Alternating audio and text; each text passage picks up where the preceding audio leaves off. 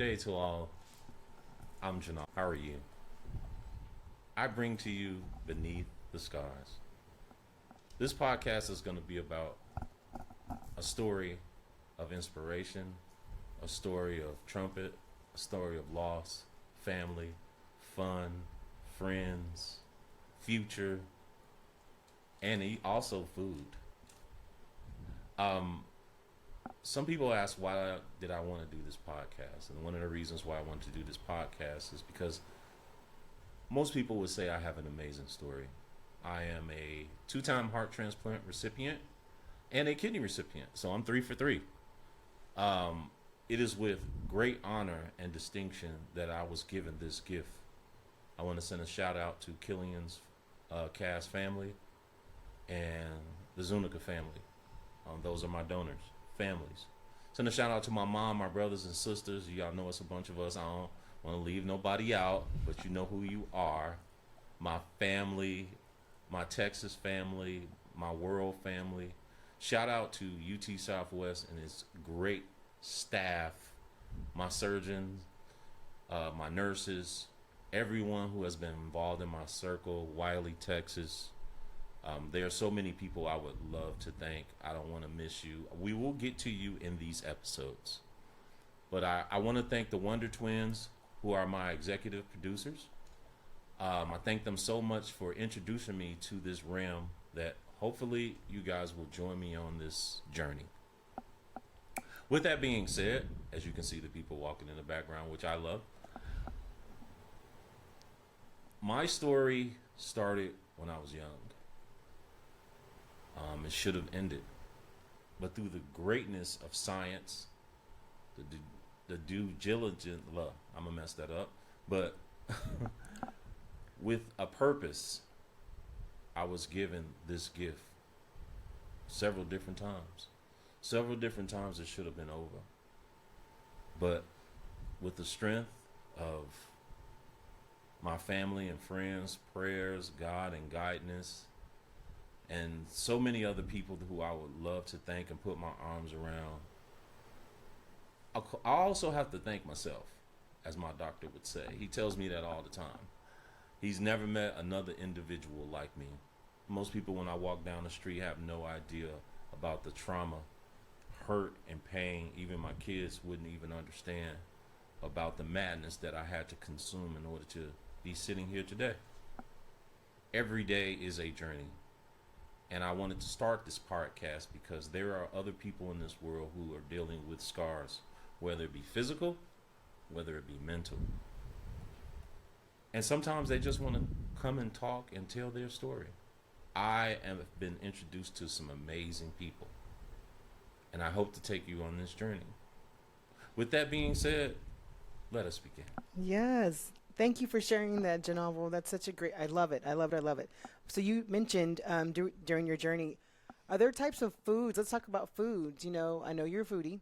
I am a foodie. Yes, Doc knows I'm a foodie. But I know during the transition or whatnot, there's certain things you cannot have. Yes. Tell us a little bit about your diet or what you had to go through. So there's no sushi, no raw. Oh, wow. I have to be careful of fresh fruits and veggies when I'm out because of parasites. One thing about being a transplant recipient, our stomach can put us in a hospital because it's hard for us to fight infections internally. I'll bring my doc on and she'll explain it more. She's certified in doing it, but I can only go from the experience. My nurses they used to bring me spring rolls, which spring rolls is a cooked shrimp, and everybody know what a fresh spring roll is. It's hard. I can't do buffet. I have to be careful of where I eat and what I consume. Like I said, no raw. Temperature has to be up to par, whether it's going to be extremely hot or extremely cold. 2-day-old food is a no-no for me. After 2 days, you pretty much have to throw it out, even if it says, you know, some foods go longer than that, but after 2 days, you need to get rid of it. Fresh food, I rarely eat out, except when I go to Chicago back home. I will get me a White Castle burger and some Lawrence shrimp when I go home. So shout out to. Hopefully y'all give me some sponsorship. We can make that happen. But Portillo's, but whatever it is, it has to be up to code, up to snuff. And a lot of times when we go out to eat, we are taking a chance. Going to family barbecues and get-togethers and family reunions is tough because a lot of times you can't eat. There are been a lot of times where I've gone to very, very nice restaurants, and it didn't work out too well. So you always have to be careful of that. But what I would like to do is find different restaurants and different places to go. Hopefully people can tell me about it and go visit these places and find out where even just normal people or people trying to do healthy diets or heart healthy, whatever your diet plan is to go and visit these places and tell you exactly where to go in the area, in the DFW area. So, do you have a favorite meal? My favorite restaurant to go to? Yes. They're Sticky Rice in Murphy, Texas. Shout out. I've been knowing them since forever. So what do you get off the menu? I get the Gynove'l. What's I get that? the sticky rice, which I can't really have a lot of it because, What's Gynove'l? Gynove'l is a spicy sauce. I know somebody going to criticize me because I don't know what, but it is a spicy sauce. It is beautifully made. They make it, a lot of times they'll make it fresh for me because I know the owner. My other place, I love Ethiopian food. Of course, I love true Spanish and Mexican food. But most of my friends cook, so I don't really have to go. But every now and then I will get a chicken wing. I will indulge. As my doc said, you have to indulge. Kenny's Burger, there's a place, they make freshly made burgers. They pretty much know me, so I go there. But Is it plant-based burgers or regular beef no, they're burger? meat. Okay. A lot of times plant-based isn't always good for us because of the sodium content. So you always have to watch your sodium. Yeah. Most people think, for some people, but most people who are heart healthy, sodium is truly a no-no. Like even drinking sodas, you have to look at the label. That's one thing about doing this. They teach you about, labels and what it contains, how much calorie intake. There was a time where I had to have a procedure. I think I went 1 cup of water 24 hours. But the way I cheated is I got a cup full of ice. So that ice got me through the 24 hours. Oh, nice. Because you're MPO, and that's, you can't have any food or drink. Those of you in the medical field know what that means, MPO. And for those of us who aren't, what does that mean? MPO means no food or drink. Okay, that's what that means. Okay. You can have maybe a spoonful of ice. That's it. Wow. That's all you can have. And you have to grin and bear it. You would be surprised how thirsty you can get. Even with all the medications you on, even laying in the bed, how thirsty your body can really get. But your mind can get you through it. Yeah. I remember going from 240 to 115 pounds. Oh, wow. So. And how long of a time frame? One thing about this episode, and the things we'll talk about, we have to talk about death. Yeah. We have to talk about life. And I was dying. And muscular atrophy, pretty much happened just in weeks. But the mind carried my body, and me thinking about my children. My children love to eat. Shout out to them. They're big football players, and they love to eat. So my refrigerator I always got to keep food in the refrigerator. But they, if we go to a buffet, we can go to a buffet as long as I can order my food fresh. So like grocery stores, Kroger, HEB, a lot of those different places. I go there and I eat. I look at the labels, and I got to be careful of the time stamp on them and all. I always even ask, like, when was this made? And that's pretty much it. Well, so with all the eating that we're partaking of, what do you do for fitness? And is it crucial to be physical? Like, it is fitness? very crucial. My doc said I lift. Lifting weights and exercising is a must. Okay. At least 30 minutes. The least amount is 30 minutes a day. I probably work out probably about 45 to an hour 20. I try to get in at least 5,000 to 10,000 steps. My best friend right now is the assault bike, the fan bike, which always is dusty because nobody likes it because they call it the demon bike. But when you go through cardiac rehab, that's one of the things that you get on because it fires up your arms, your legs from the tip of your toes to the top of your head. Oh, wow. Because you want to get that circulation going. Fitness is one of the things is I had a embolism. I had a clot in my leg, so that clot damaged one of my veins. So my my blood return on this leg is always going to be swollen. So I always have to do plenty of legs exercise, plenty of fitness. Being stagnant is not a good thing. Right. So 30 minutes, you would say, just to get it in? I would say for everyone 30 minutes. Even after you eat, go for a walk. Right. Go for a nice little walk, or get on the bike, or walk with the kids, or go out. Body squats are something that you can do at home. Everybody used to jump rope. Jumping rope is probably one of the cheapest and fastest way to get in shape. Double Dutch. But if you have bad knees, then I would try walking, and get you a assault bike. I mean, nothing against the regular bike, but if you want your cardiovascular oxygenation to go through the roof, I would suggest that rowing.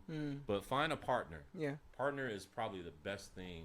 Somebody that will, for one, keep track of you and hold you accountable. And when it comes to fitness, somebody that will inspire you.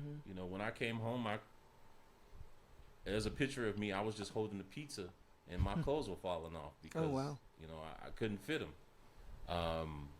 But fitness every day, like it says in one of my favorite movies, Kill Bill, is wiggle your big toe. And that's what I did every day. I made sure that I pushed myself. Now, my doctor's like, look, all right, when you get to a certain amount, that's enough. We don't need you going over. Because, you get this new heart. I'm an older guy, so, I told my son, I was proud the other day. I lift some heavy weight. I haven't lifted, in a long time. But I understand, too, but my medications do, I have to do it because of bone density. Because a lot of our medications, we make a joke. A lot of medicines that we take kill us to keep us alive.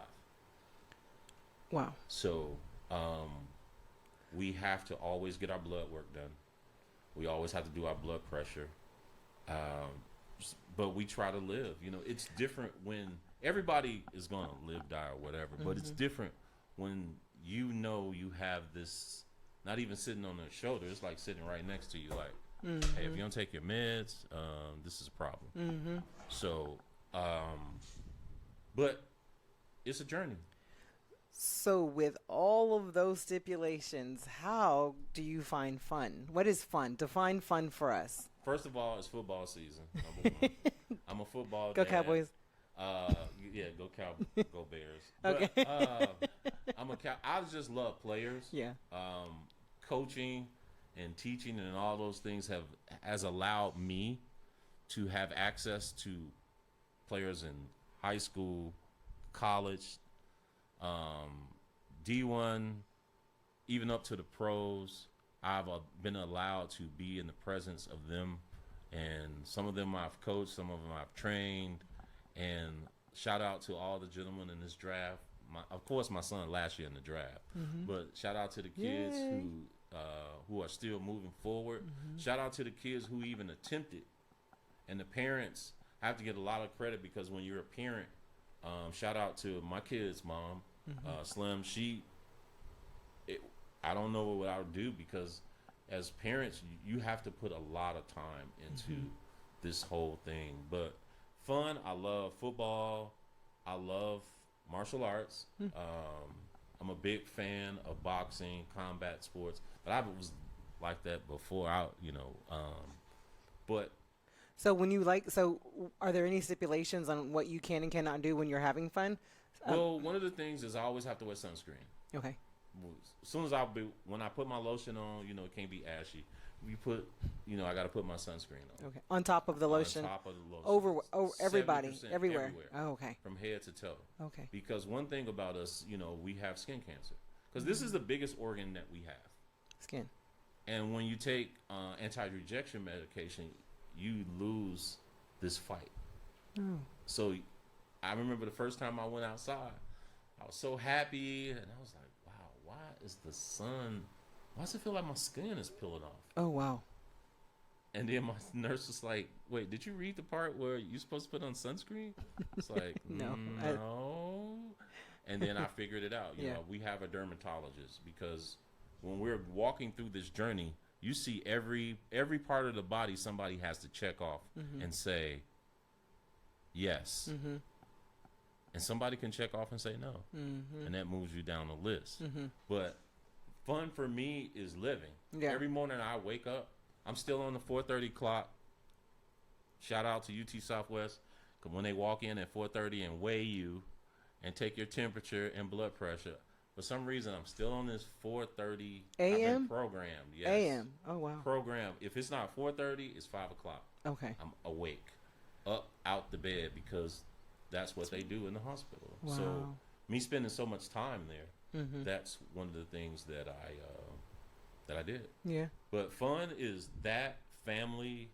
I love to cook. That's probably, I love Food Network. That's probably one of the, besides muscle cars, which I love muscle cars. Fun for me is cooking, festivals, music. I love music. Shout out to Prince, who I think is the greatest ever. Really? But somebody may disagree with me. But that is, I just love being alive. And also part of this has been telling others about my story. People are amazed, like, no, couldn't have. Even some of my doctors that I meet, they're like, wow. Right. But fun for me is helping another person. And as my docs will say, I probably helped about 30 or 40 people go through this. Some of them I've lost. Some of them I've had to say goodbye to. But there's always another person who needs your help. Right. I don't care what it is. A friend of mine lost their child. Shout out to Azan and Kelly and Amandala. It was for like family, and it broke. We were all broken from it. Sorry to hear And about but we have friends who lost their husbands. But we have people who have had babies. We've gone on to do amazing things. We have kids in the military, and there's so many great positive things that I feel like this will be fun to put a person in front of this microphone and tell the story. Yeah. The true story, because everybody wants the beginning and the happy ending, and sometimes some things aren't so happy. So people will receive during your podcast under the Beneath the Scars, they get the authentic you. There's no Yes. sugarcoating it. Yeah, like taking the catheter out and putting it back in a couple times is not fun. Oh, wow. Okay. Okay, straight to it. Let's Look, they got, in CVICU, it's yes or no. Yeah. Or you're going to do it. Yeah. So that's how it is. So you're you don't talking. have time to say, you know what, let me ponder. Right. It's yes or no. We need to go do this CT. We're going to give you this, and this. Yes, no, sign this paperwork. Let's go. I believe that the people that tune in and others that we communicate with or touch, because I believe everyone cross paths for a season. Right. You being authentic about your situation or your journey, it's raw. It's the hard conversations no one wants to disclose because, I'm sure there may have been some things that happened that you were like, what the heck? But no, it had to happen. You're here. It was a lot of going through it. Yeah. It was a lot of. It was a lot of suffering. Yeah. It was. I think sometimes your brain puts, I guess, decompartmentalize it and puts it in this little bitty box and hides it away, with any type of trauma. Right. But every morning, I think I spent 9.5 months in the hospital. Every morning, you're waiting for this gift. And then you get to a point mentally where you're like, I don't think it's going to happen.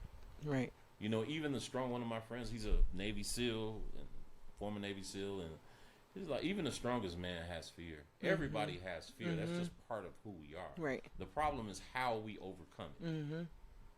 And I did a lot of crying. Why is this happening? And then one day I know it sounds crazy, I just started laughing about it. Like the Joker. Like one of my nurses called me the Joker because she was like, this isn't funny. But that's your, what is it, defense mechanism? Just to go get through it? I don't think it was a defense mechanism. It was all I had left. Oh, wow. Yeah. It wasn't. I cried. I was mad. I was angry. I was spiteful. I was hate. I had all these emotions. The only thing I had left was laughter. And it just popped up one day. Okay. And it just, I remember they were telling me like, well, you know, if something happens in here, then, you know, I don't know if we could possibly save you. And I put my head down. They thought I was crying. I was cracking up laughing. Like the funniest movie I ever seen in my life. And one of my nurses just started crying. And she, you know, they brought a psychologist in. And I was like, why y'all bring him in? I'm good. I'm fine. Like, for me, it was, you know, it was what it was. So, yeah, I mean, but people deal with things in a different way and that's one part of it. Everybody that comes on here deals with things in a different way. Every story is different. Some people go into depression. Some people go into self-destruction.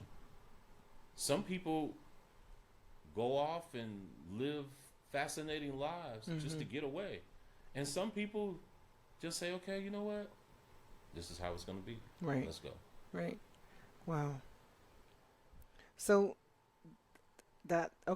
So let's go into now your journey, and because of what you've endured, you, for fun, have also, or wanting to give back, you have nonprofits, correct? I do have a nonprofit. It's called Gynove'l's Gift. Gynove'l's Gift. Gynove'l's Gift. What is that? What we do is we're a nonprofit. We help with post and pre-critical care patients. Okay. Heart attack, stroke, transplant. We do education. We do fitness.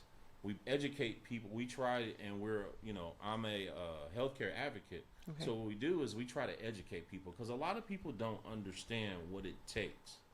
Especially, I'm going to just say it. A lot of people that look like me die on the list because of lack of education. Not because they don't have the information, it's because of fear. Because it is extremely scary. It is an extremely scary thing. But anytime somebody puts you on the list, it's a blessing. Over 500,000 people die every year just trying to get on the list. Oh, wow. So a lot of it is education. It's different, as my doc would put it, it's different when I get up there and speak and talk compared to when you get up there and they can see for themselves. This person went through at least 70 surgeries, and he's walking, he's talking, he's doing this. I think they say it's maybe a couple people in the world like me. Wow. Who's had all the surgeries I've had. Most people who have had this many surgeries have not survived. Wow. Wheelchair bound. I guess when I run a little, I get a little gip in the hip, just a little. So you're a superhero. My doctor calls me Superman, which is, I'm like, Clark Kent, you couldn't give me like, I wanted to be like Frankenstein or Dr. Doom. So one of my doctors calls me Weapon X, like Wolverine, because I just won't quit. One calls me Bruce Banner. I take it all in. I know what it was. As I write this book, which I'm writing a book, it took me back to the times where I was in the room by myself, and I remember them telling me like, "Hey, we can give you as many pain medicines as you want." But I remember, I won't say who it was, whispered to me, it was like, the more I give you pain medication, the longer you'll stay in here. And I said to myself, all right, you're going to have to suck this up. And it was many days. Agonizing. I was in extreme amount of pain. bleeding from orifices that I, you know, but I looked at the clock, and every day I got better. I said, I'm on the right track. Yeah. Tonight is gonna suck, but if I can get through the night and I can get through every second, every shift changed. I made sure if I can get through these shift change, and they start taking tubes out. The more tubes they start taking out, it's like I'm getting better. Oh, nice. That was your way of it's working. That's my way of doing it. So you did speak on the book. What's the name of the book? The book is gonna be called On the Journey. On the Journey. It's gonna be called On the Journey. Okay. Do we have a date, release date? It's probably gonna be October, November. Okay. It's gonna be a memoir. Oh, I love it. About Gynove'l's gift. On the Journey is gonna be called On the Journey, Gynove'l's gift, and it's gonna talk about just a snippet of my just current heart and what it'll be a 3-volume, because I'll go back to my first. The volume 1 will be my current situation. Volume 2 will be when I got the first heart, and then volume 3 would be me as a kid dealing with rheumatic fever at the age of 13. Wow. So I've always had this specter. You know, people don't want to talk about it. This specter of death, I've had to live through. I remember them telling my mom it was nothing that else they could do. And here we are. Here we are. Here we are. Here we are. Wow. So I guess I've always been hard-headed or a fighter, or, you know, my friends call me a warrior. They say I have a pedal in one hand and a sword in the other. So. Wow, that's so amazing. Are there any other in your future? Like, what else can we see? We have your book coming out. Yes. And then I'm doing speaking engagements, working with American Heart Foundation, UT Southwest, Medical City Plano, Baylor, Parkland, going and doing different speaking engagement, going to different festivals. We have Women's Health Month. We have Men's Health coming up. We also have fitness. We'll talk to kids about fitness. You know, we have COVID coming up now. You know, we have, you know, people talking about what are some of, I'll bring in some people might have some, you know, the old school home remedies, soups, and giving recipes. And hopefully we get to some cooking shows. We get to venture out and go talk to some wonderful people. Yeah. That'll be fun. I look forward to hanging out with you at some of these adventures, some of these festivals, Yes, and Wonder Twin. Yes, Wonder Twin. I call them the Wonder Twins. They have another name, but I call them the Wonder Twin. Well, this has been so much fun. I look forward to the future of, again, doing more things with you and these mobile podcasts and whatnot. I look forward to that book. Can I get the first one? Yes. Let us know where you are. Both can have the first one. No. I want the first one. She gets the second one, sir. No. Hey, look, whatever. But I will be shooting more episodes. We are looking for guests. If you know of anyone, you can send it to Gynove'l's gift at gmail.com. We'll put the link in it, and you can send me in somebody with an amazing story. And where can they reach you? Can you give them the information, your social media information? I will be putting out my social media. We are starting a Beneath the Scar social media account, and I'll put the link in. And I have a bunch of people who want to come on, but we'll see if they come on. You know, people get scared. They get scared. I get it. But, you know, one of my first episodes is going to be interviewing 2 people that I know well. Yay. That are sitting talking to me now. They have a very interesting story. Can't wait. Can't wait. All right, everyone. Thank you guys for tuning in. Until next time. Thank you for joining us with Beneath the Scars. Gynove'l, we love you. Thank you. See ya. Love you too. Hi, Mom. Zuri, Zizi.